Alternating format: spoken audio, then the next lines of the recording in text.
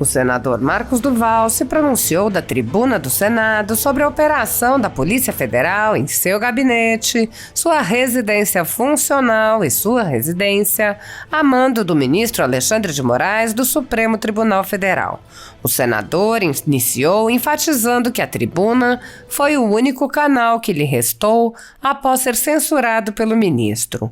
Ele disse: foi cerceado através de uma decisão monocrática do ministro Alexandre de Moraes, fazendo uma ação contra o Senado Federal, que não só eu, mas vários juristas, consideramos gravíssimo. Ter adentrado a um gabinete e as residências de um senador da República.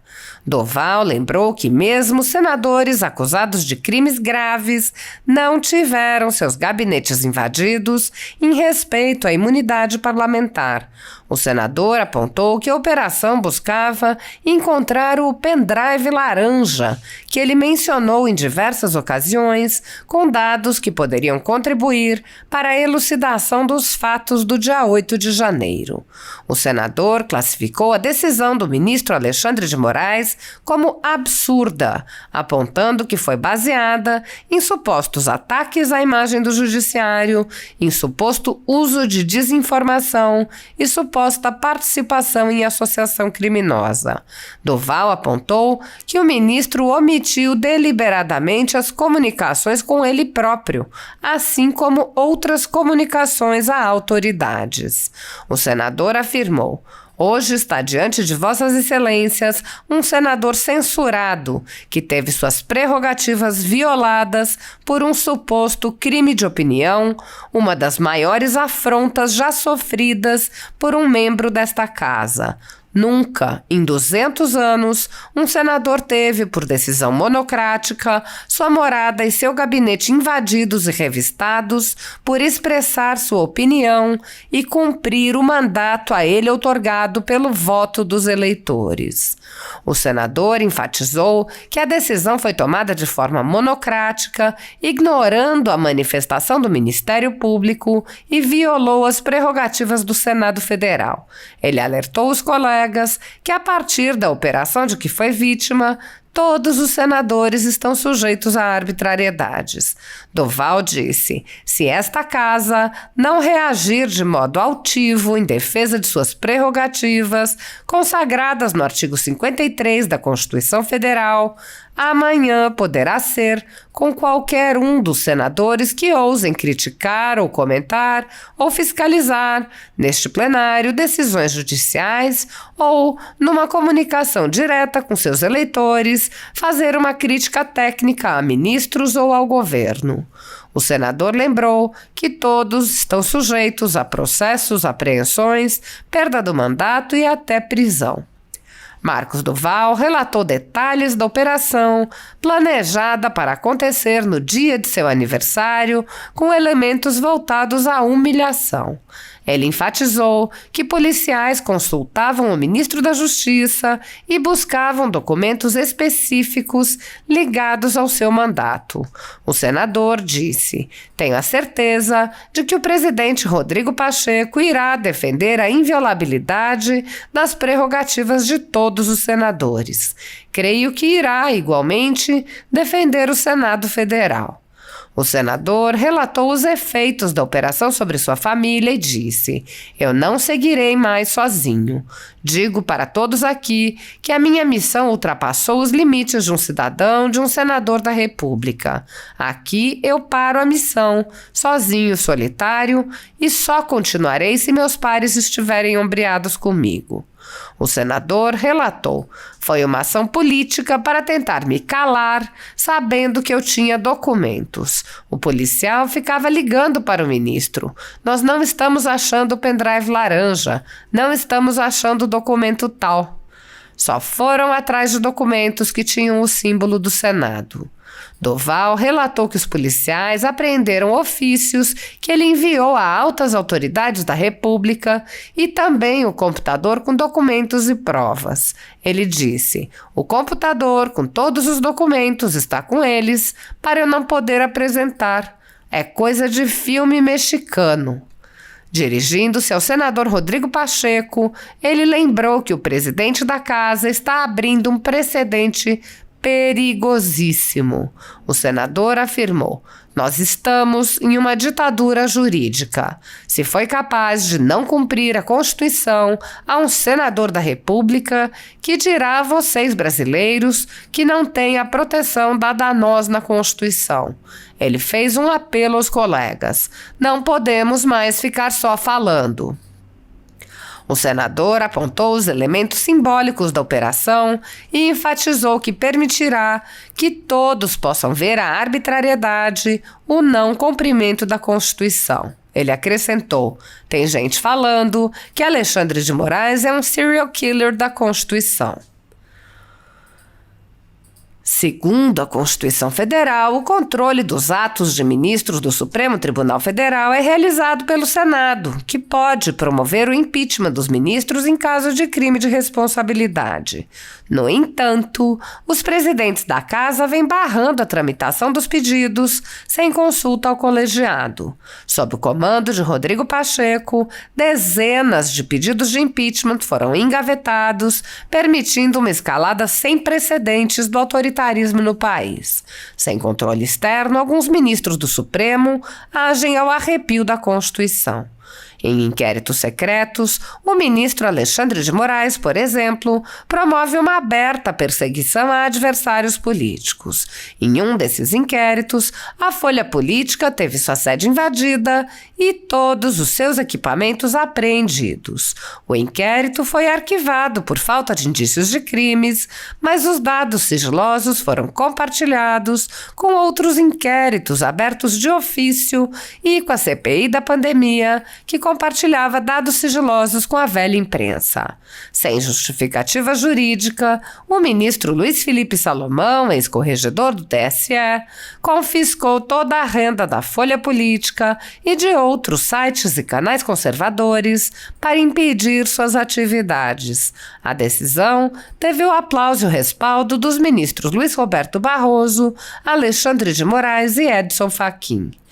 Há mais de 23 meses, jornais, sites e canais conservadores têm todos os seus rendimentos retidos sem qualquer base legal.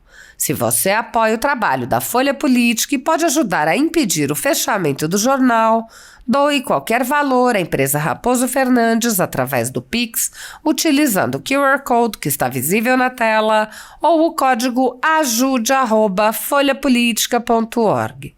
Caso não utilize Pix, há a opção de transferência bancária para a conta da empresa Raposo Fernandes, disponível na descrição deste vídeo e no comentário fixado no topo. Há 10 anos, a Folha Política vem mostrando os fatos da política brasileira e dando voz a pessoas que o cartel midiático quer calar. Pix ajude@folhapolitica.org. Assim está.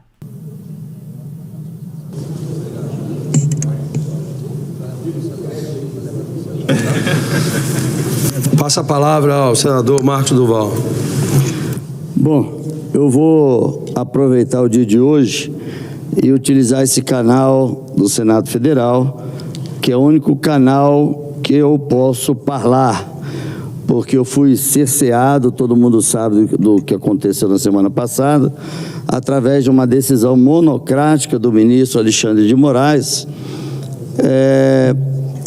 fazendo uma ação contra o Senado Federal, que não só eu, mas vários juristas ao redor do país, consideramos gravíssimo um ato sem um motivo de um crime em andamento, como se fosse,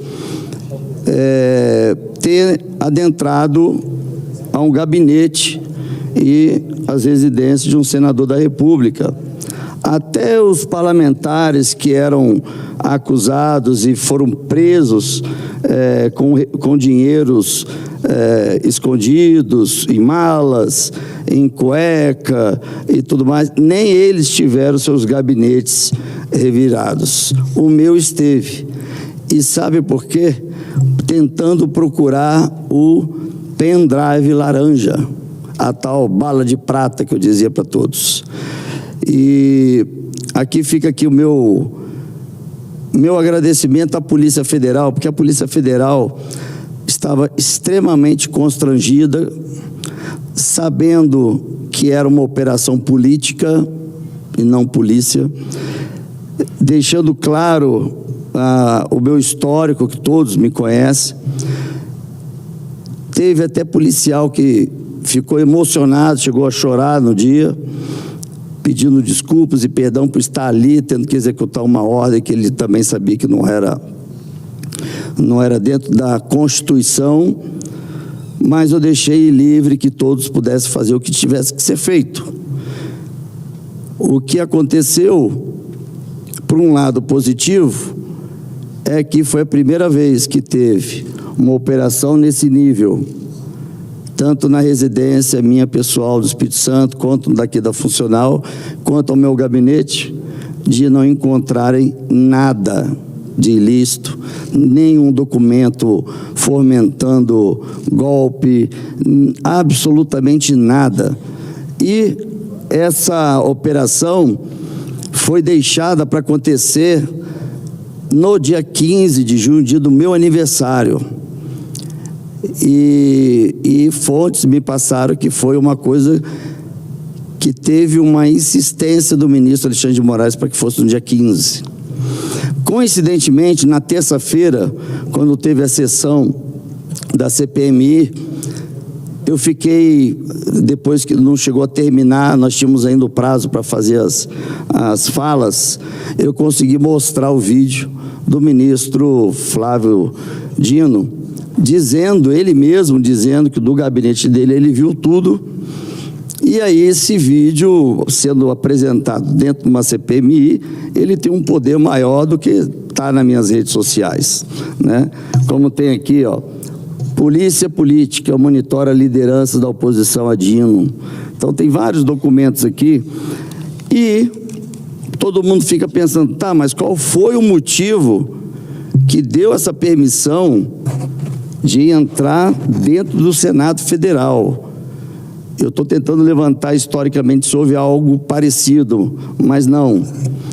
E aqui eu tenho uma série de documentos, eu comunicando a Rosa Weber, eu comunicando os ministros, eu avisando do que poderia vir a acontecer, eu pedindo a questão do relatório da ABIN. E quando eu postei o relatório da ABIN também, que estava citando ali que o STF sabia e o Tribunal Superior Eleitoral também sabia do que ia acontecer, é lógico que houve essa decisão. Em 2 horas, as minhas redes sociais caíram. Ou seja, o meu direito de falar foi cerceado. Eu fui calado. Eu não pude ter nem a oportunidade da defesa, nem a oportunidade para dizer o que de fato aconteceu e quais seriam esses fatos. Então, vou reforçar aqui, não tem absolutamente nada envolvendo questões de corrupção, lavagem de dinheiro, associação criminosa, enfim. Mas o absurdo, que depois eu vou tornar público, da decisão, eu pontuei alguns trechos que eu vou ler para vocês. O senador Marcos Duval tem utilizado suas redes sociais para promover insistentes ataques à imagem do Poder Judiciário. Nunca fiz isso. Chegou aqui. E também valendo-se da estratégia da desinformação para fomentar atitudes antidemocráticas. E aqui eu vou ler para vocês. Deixa eu só ler mais um trechinho aqui e vou passar para o que é importante aqui, ó. Olha essa parte. Apresenta elementos indicativos de suposta participação do referido parlamentar em associação criminosa junto de Daniel Silveira e outros. Se eu for ao pé da letra, o outros aqui é o ministro Alexandre de Moraes, para o suposto cometimento de atos antidemocráticos, embaraçando as investigações de infiltração, que envolva organização criminosa, dizendo que eu e Daniel Silveira estávamos organizando o que aconteceu dia 8. E esses documentos aqui, esses prints da conversa, nem foram citados as conversas que eu tive com o ministro. A conversa com o Daniel fala: preciso falar com você um tanto urgente. E ele tenta 2 vezes ligar e eu não atendo. Peço retornar assim que possível. Realmente é importante e tem que ser pessoalmente. Aí eu falei: estou na comissão, volto no Senado após as 17. Posso ir até você, é bem importante. Peço que não esqueça de mim. Ok. Aí ele falando: precisa ser ainda hoje, precisa ser ainda hoje, tem uma mensagem importante. Ainda insisto, necessário que seja o mais breve possível. Aí vai, uma pessoa importante pediu para falar com você, como tivemos pouco tempo, blá blá blá. Isso, Daniel, e eu sem responder, eu em silêncio. Vamos lá. Aí eu vou e começo a comunicar ao ministro: boa noite, ministro, desculpe incomodá-lo no seu horário de descanso, acabei de pousar no meu estado, só retorno para Brasília na próxima terça-feira, mas preciso adiantar uma parte do encontro que considero de alto grau de importância, que está fazendo toda a movimentação, quem está fazendo toda a movimentação com o objetivo de levá-lo à perda da sua função de ministro e até ser preso, é o Daniel Silveira. O presidente da República não está fazendo nenhum movimento nesse sentido. O Daniel Silveira que está tentando convencê-lo, dizendo ao presidente da República que eu conseguiria adquirir as peças fundamentais para que a missão fosse um sucesso. Para dar mais tempo, aí eu sigo falando com o ministro, para dar mais tempo, falei que para dar mais tempo de saber como proceder diante desse sensível assunto, falei para o Daniel Silveira que voltaríamos a conversar na próxima semana. Toda a conversa foi na Granja e entrei junto com o Daniel Silveira sem precisar me identificar. Não sujaria o meu nome e a minha honra compactuando com essa missão. Sou um democrata ferrenho e um admirador da coragem e da defesa do Brasil. Os detalhes de como foi essa missão, posso te passar pessoalmente da forma que achar melhor. Boa noite, ministro. Dia emblemático. Aproveito para informar que não vou a Brasília na semana, mas preciso falar com você o encontro que tive com o presidente da República, o Daniel Silveira. Me pediram uma ação esdrúxula, imoral e até criminal. Não sei como poderia te contextualizar com segurança. Caso for necessário, posso ir a Brasília e encontrá-lo. Sei que nesse momento turbulento na missão que estava prosseguindo. Aí o ministro me responde: boa noite, estarei em Brasília e em São Paulo no sábado. Aí eu respondi: ok, definir amanhã eu faço contato. Qualquer dia dessa semana, no período da tarde, ficaria melhor para você? Aí ele respondeu. Aí eu apaguei as mensagens que eu tinha mandado para ele referente ao Daniel. Aí eu falei em seguida: apaguei porque o nome dele estava como Oliveira e não como Silveira. Já corrigi e segue. Aí o ministro: ok, confirmado, às 16 horas no Salão Branco. Aí eu falei: estou pegando o voo hoje e sigo. Aproveito para te dar os parabéns aí, pelo seu aniversário. Aí ele responde: obrigado. Aí o Daniel: irmão, mandando a mensagem para o Daniel: irmão, vou declinar da missão. Minha outra função seria prejudicado. Desculpa de dizer não de forma elegante. Aí ele disse: entendo, obrigado. Aí eu fui e falei para o ministro: ministro, já passei informação que não farei nenhum movimento nesse sentido.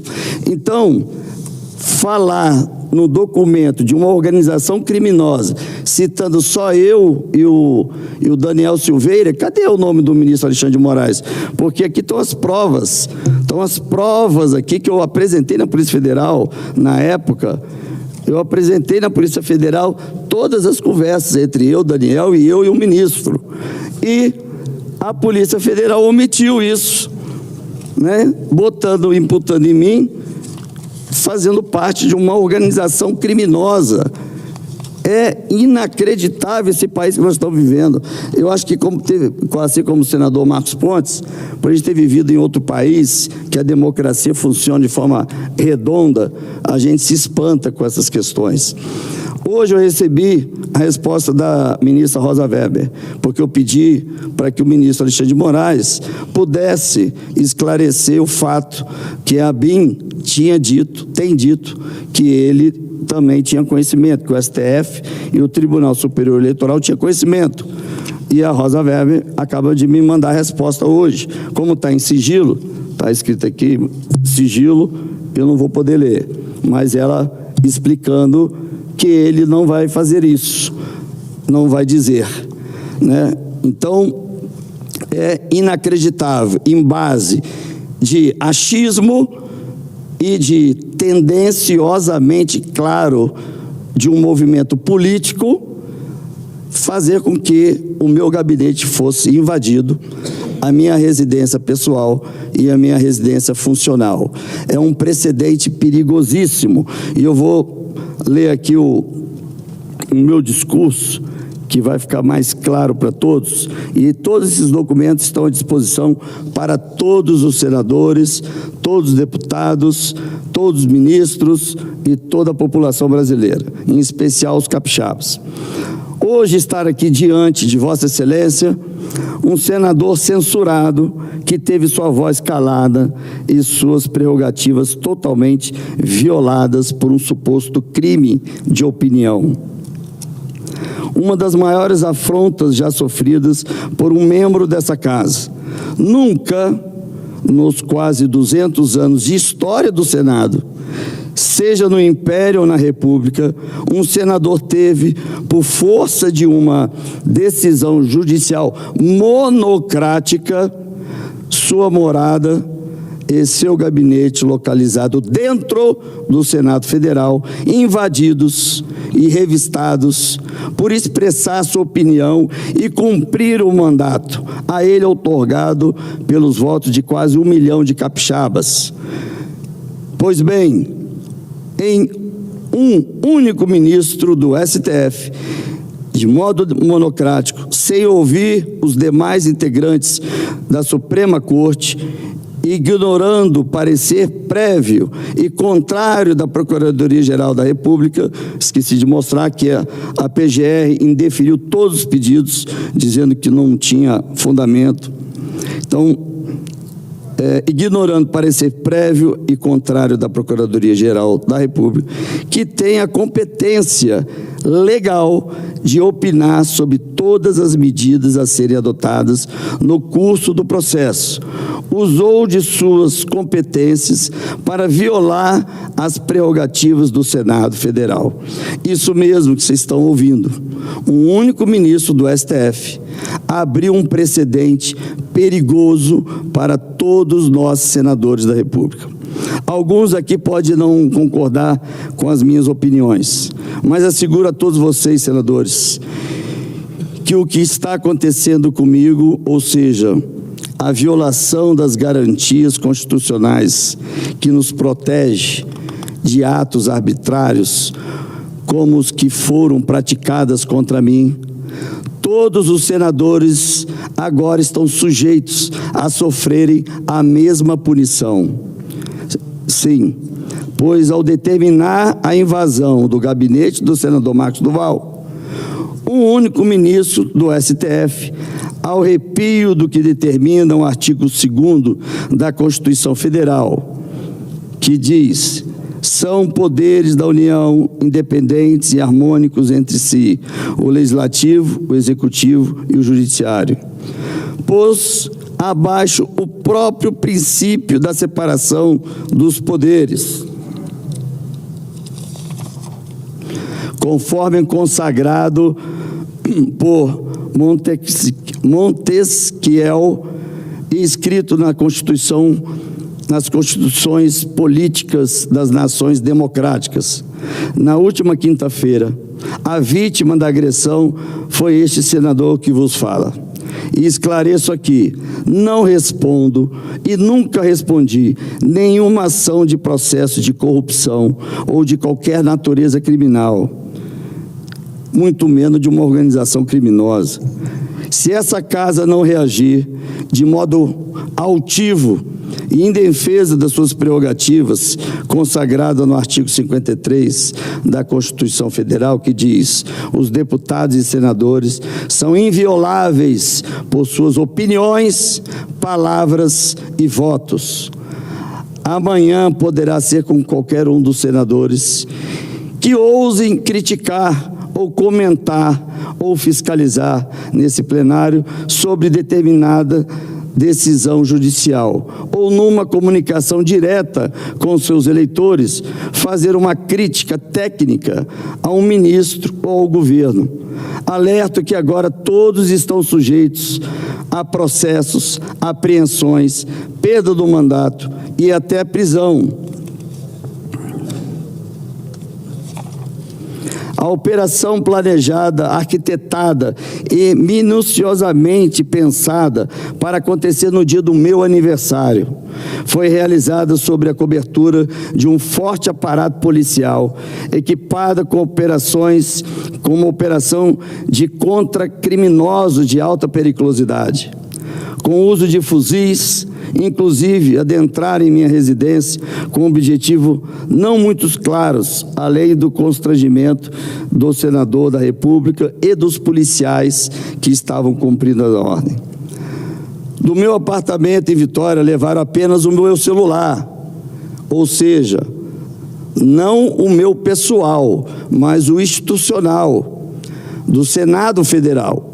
Um celular, o aparelho do celular e o chip que se encontram são do Senado Federal, além do computador e uma arma totalmente legalizada, dada o porte pela própria Polícia Federal, sabendo de risco de vida da minha pessoa.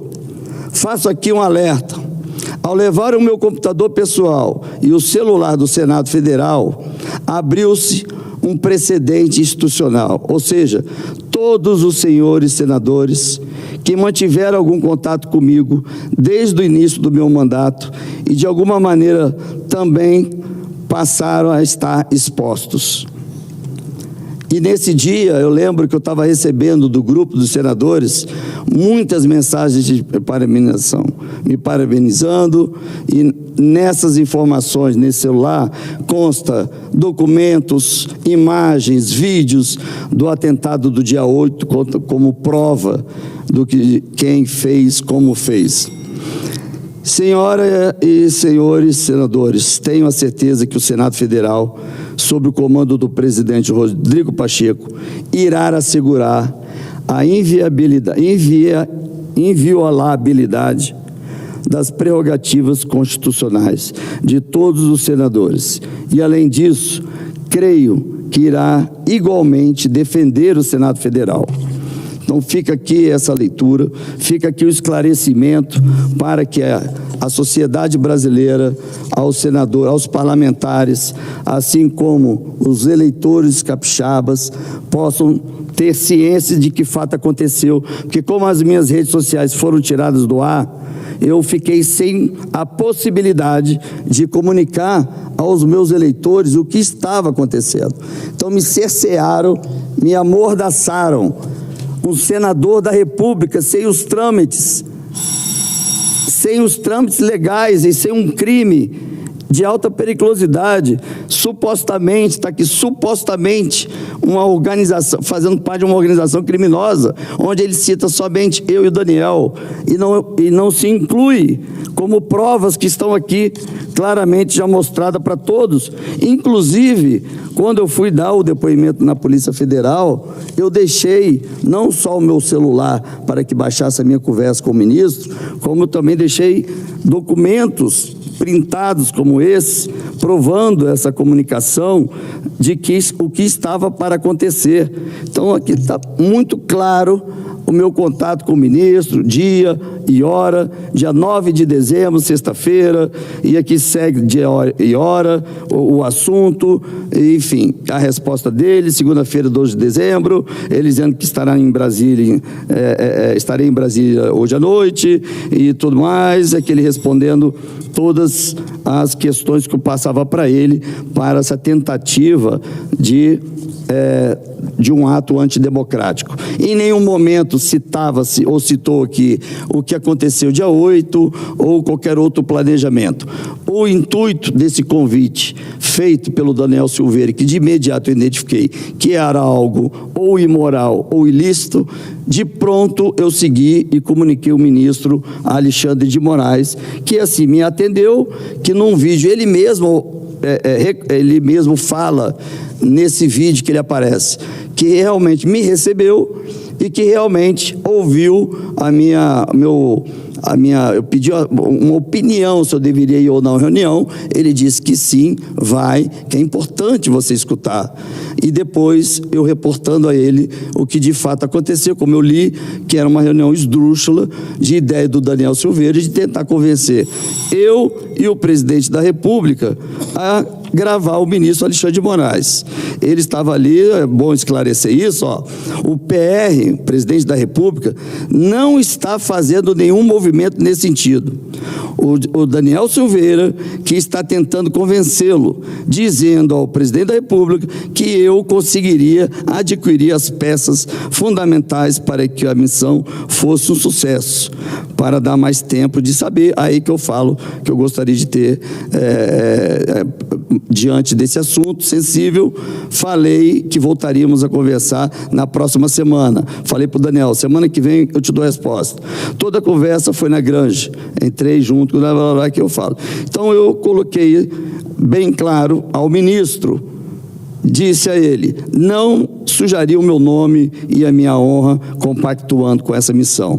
Sou um democrata ferrenho e um admirador da coragem e da defesa em prol do Brasil. Então, isso foi via WhatsApp e depois foi pessoalmente no Salão Branco do STF. E quando eu recebi a minuta, a decisão, eu fiquei impressionado com tamanha aberração da omissão dos meus contatos alertando o ministro. Ou seja, quem nesse mundo, nesse planeta, que faz parte de uma organização criminosa, que estaria organizando um ato criminoso, iria um ministro do STF dizer que iria fazer um ato criminoso? Não faz sentido algum, gente? Absolutamente nenhum sentido. Então, ver a Polícia Federal, o delegado, que é um subordinado direto do ministro da Justiça, fazendo e assinando uma decisão como essa, totalmente arbitrária, contra um senador da República, por estar fazendo o seu papel de fiscalizar o Executivo e o Judiciário, foi penalizado. A família, claro que foi penalizada. Quase naquele dia, no meu aniversário, a minha esposa saiu de casa. Ela pediu o divórcio na quinta-feira. E eu falei, Bru, você não vai me deixar nesse momento, porque aí você vai estar dando a vitória para essas pessoas que têm o mal como a prioridade, que têm prazer de ver o sofrimento alheio. E aí eu falei para ela, eu não seguirei mais sozinho. Digo para todos aqui no plenário, que a minha missão ultrapassou os limites de um cidadão, de um senador da República, um representante, ultrapassou tudo que podia sozinho nessa missão. Aqui eu paro a missão sozinha, solitário. Foi uma promessa que eu fiz à minha família e só continuarei se os meus pares estiverem ombreados comigo para seguir em frente. Os documentos e as provas estão aí claramente já entregue à CPMI, aqui lido. Não há questionamento do que ocorreu, foi uma ação política de tentar me calar e sabendo que eu tinha documentos. Todos os lugares que eles foram, e a própria polícia citando, é o pendrive laranja, e ligando para o ministro, nós não estamos achando o pendrive laranja, nós não estamos achando o documento tal. E aí foram no gabinete, foram só na minha mesa, e na minha mesa da minha assessora. Por que não foi lá no setor de orçamento, que é o setor mais sensível? Estranho. Na minha casa, foi só atrás de documentos que tinham o símbolo do Senado. E viu... Obrigado, presidente, estou finalizando.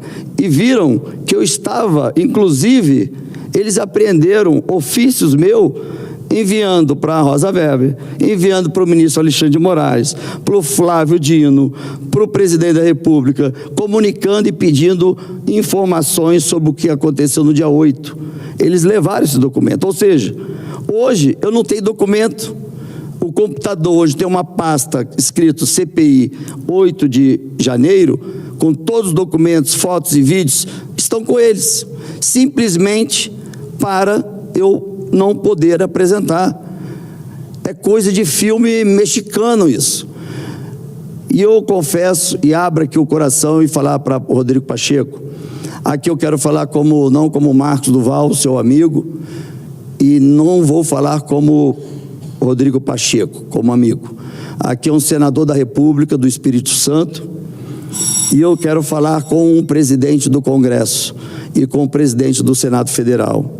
Presidente, o senhor abriu um precedente perigosíssimo, um precedente que nunca aconteceu em 200 anos aqui no Senado. Um precedente que vai dar um encadeamento de outros senadores terem seus gabinetes, que está na Constituição, que é inviolável, a não ser que esteja cometendo o crime, esteja em andamento.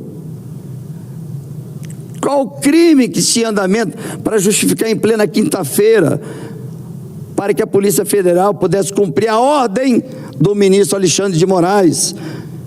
Nós estamos numa ditadura jurídica. Brasil, se foi capaz de não cumprir a Constituição a um senador da República, que dirá vocês, brasileiros, que não têm a proteção que nós temos, como está dito aqui na Constituição. Eu peço aos senadores, não podemos parar, e também não podemos só ficar falando. Até onde eu pude chegar sozinho, eu cheguei. Desde o dia 9 eu dizia quem eram os responsáveis, e ninguém me levava a sério.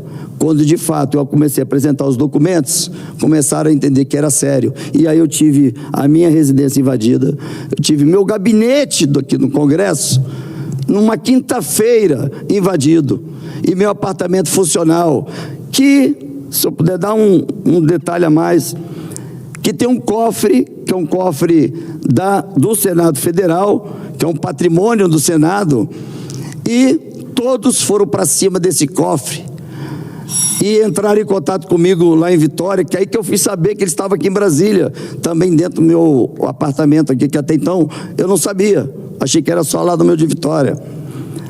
E aí o delegado me perguntou: senador, se eu tenho a chave ou o segredo do cofre? Aí eu não lembro, que cofre? Ah, o daqui, ó. Aí ele mandou a foto. Ah, eu falei, não, isso é do apartamento funcional, esse cofre é patrimônio do Senado, pode ver a etiqueta, pede a chave ao síndico, ou o coordenador, ou peça um chaveiro para quebrar, destruir. E aí todos ficaram ali naquela expectativa de abrir o cofre para ver dinheiro, para achar o pendrive laranja, para achar algum documento que fez com que o Anderson fosse ficar preso meses. Sabe o que tinha lá dentro, gente? Ar vazio. Exatamente, simbolicamente, mostrando uma interferência, um arrombamento da intimidade, da questão da desestabilidade emocional da família, da possibilidade de eu perder o meu casamento, escolhido o dia do meu aniversário. Isso, delegada federal me falou, que o ministro Alexandre de Moraes determinou que fosse à tarde e no dia 15 de junho, no dia do meu aniversário. Então, senadores, se chegou ao ponto de fazer isso com o senador da República, se ele teve essa audácia de não cumprir a Constituição, fazendo um documento justificando que teria que ser ainda com pedido de prisão. Gente, é inacreditável. Eu vou dessa decisão para que todos possam ver a arbitrariedade, o não cumprimento da Constituição. Tem gente falando que Alexandre de Moraes é um serial killer da Constituição. Obrigado, presidente.